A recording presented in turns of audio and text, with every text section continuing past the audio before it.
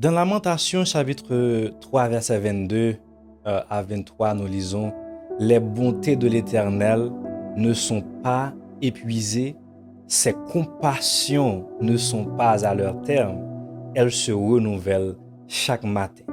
Et puis, après, elle continue pour le dire: Oh, que ta fidélité est grande. Oh, que ta fidélité est grande. L'une des plus belles choses que nous pouvons connaître au sujet de Dieu est ceci, c'est que notre Dieu est fidèle. Les personnes peuvent changer, elles peuvent faire des promesses et ne pas les respecter. Elles peuvent te dire: je serai toujours là, puis disparaître. Elles peuvent t'aimer aujourd'hui et changer demain. Mais Dieu est différent. Notre Dieu est différent. Le Dieu que nous servons, il est différent. Quand Dieu fait une promesse, il tient sa promesse. Quand Dieu dit qu'il sera avec toi, il est avec toi. Quand Dieu dit qu'il ne t'abandonnera jamais, il ne t'abandonnera jamais. Quand Dieu commence quelque chose dans ta vie, il est capable de l'accomplir. Donc, tes circonstances peuvent changer, mais Dieu ne change jamais. Dieu ne change pas. Dans Hébreux chapitre 13, verset 8, nous lisons: Jésus-Christ est le même hier, aujourd'hui et éternellement. Donc, le Dieu qui était fidèle hier est encore fidèle aujourd'hui et il sera fidèle demain. Que signifie Dieu est fidèle, mes bien-aimés dans le Seigneur? Être fidèle signifie que Dieu est digne de confiance. Cela signifie Dieu tient ses promesses. Dieu ne ment jamais. Dieu ne ment pas. Dieu n'abandonne pas ses enfants. Dieu ne change pas selon les circonstances. Dieu fait ce qu'il dit. Dans Nombre chapitre 23, verset 19, nous lisons: Dieu n'est point un homme pour mentir. Les hommes peuvent mentir. Dieu ne ment pas. Les hommes peuvent oublier leurs promesses. Dieu n'oublie pas ses promesses. Les hommes peuvent changer d'avis à tout moment, mais notre Dieu, lui, il reste fidèle. Donc la fidélité de Dieu ne dépend pas de nos émotions, elle dépend de ce qu'il est.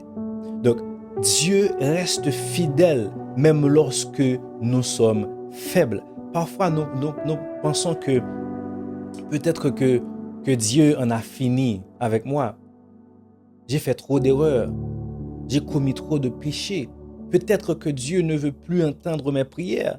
Mais la Bible nous donne une grande espérance dans 2 Timothée chapitre 2 verset 13. Il dit: si nous sommes infidèles, lui, il demeure fidèle, car il ne peut se renier lui-même. Cela ne signifie pas que nous devons volontairement vivre dans le péché, mais cela signifie que lorsque nous traversons des moments de faiblesse, Dieu reste avec nous. Nous pouvons avoir des moments où notre foi devient faible, nous pouvons être découragés, nous pouvons faire des erreurs, mais Dieu, notre Dieu, lui, il reste fidèle. Pierre a renié Jésus, David a fait de graves erreurs, Élie a connu le découragement, Moïse a connu la frustration. Pourtant, Dieu a continué à travailler dans leur vie. Donc, ta faiblesse ne rend pas Dieu infidèle. Troisième chose importante, c'est que Dieu est fidèle au milieu de la tempête. Une grande erreur que nous faisons parfois, c'est de penser que si Dieu est avec moi, je ne devrais jamais avoir de problème. Mais la Bible ne dit pas ça.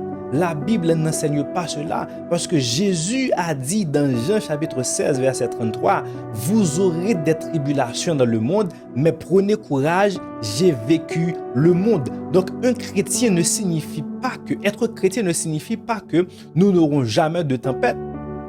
Cela signifie que nous ne traversons pas les tempêtes seuls. Dans Marc chapitre 4, les disciples étaient dans une barque lorsqu'une grande tempête est arrivée. Ils ont eu peur, mais Jésus était avec eux. La tempête ne signifiait pas que Jésus les avait abandonnés. La présence de la tempête ne signifie pas l'absence de Dieu. Parfois, Dieu calme la tempête. Parfois, il nous donne la force de traverser la tempête. mais dans les deux cas, il reste fidèle. Dieu est fidèle même lorsque nous ne comprenons pas. Il y aura des moments où nous demandons, Seigneur, pourquoi? Seigneur, pourquoi moi? Pourquoi cela m'arrive-t-il? Pourquoi ma prière est-elle pas encore exaucée? Pourquoi dois-je encore attendre? Pourquoi cette porte s'est-elle fermée? La foi ne signifie pas que nous comprenons tout. La foi signifie que nous continuons à faire confiance à Dieu même lorsque nous ne comprenons pas tout. Dans Proverbes chapitre 3 versets 5 et 6 dit: confie-toi en l'Éternel de tout ton cœur et ne t'appuie pas sur ta sagesse. Reconnais-le dans toutes les voies et il planera ton sentier. Tu vois seulement aujourd'hui, Dieu voit demain. Tu vois une porte fermée, Dieu voit peut-être une autre porte qu'il prépare. Tu vois le problème, mais Dieu voit toute l'histoire. Donc, ne juge pas la fidélité de Dieu à partir d'un seul chapitre difficile dans ta vie, mais bien-aimé dans le Seigneur. Dieu est fidèle pendant l'attente. C'est vrai, attendre est difficile. Tu pries, tu crois, tu continues à servir Dieu, mais tu ne vois aucun changement. C'est dur. Et tu commences à demander, Seigneur, jusqu'à quand? Seigneur, quand? Mais rappelle-toi, mes bien-aimés de le Seigneur, le retard n'est pas toujours un refus. Dans Ésaïe chapitre 40, verset 31, nous lisons: mais ceux qui se confient en l'Éternel renouvellent leur force. L'attente n'est pas une période inutile. Dieu peut utiliser ton attente pour développer ta foi, pour construire ton caractère, pour t'apprendre la patience, pour te rapprocher de lui, pour te préparer pour ce qui vient. Abraham a attendu, Joseph a attendu, David a attendu, le peuple d'Israël a attendu. Beaucoup de personnes dans la Bible ont dû attendre. Et pendant qu'elles attendaient, Dieu travaillait. Tu ne voyais peut-être rien, mais Dieu travaillait. Au milieu de la tempête, Dieu travaille. Dieu est fidèle à ses promesses. 1 Corinthiens chapitre 1er verset 20 dit: car pour ce qui concerne toutes les promesses de Dieu, c'est en lui qu'est le oui. Dieu ne fait pas de promesses vides. Josué chapitre 21 verset 45: de toutes les bonnes paroles que l'Éternel avait dites à la maison d'Israël, aucune ne restera sans effet, toutes s'accomplirent. Pas une seule promesse de Dieu n'a échoué.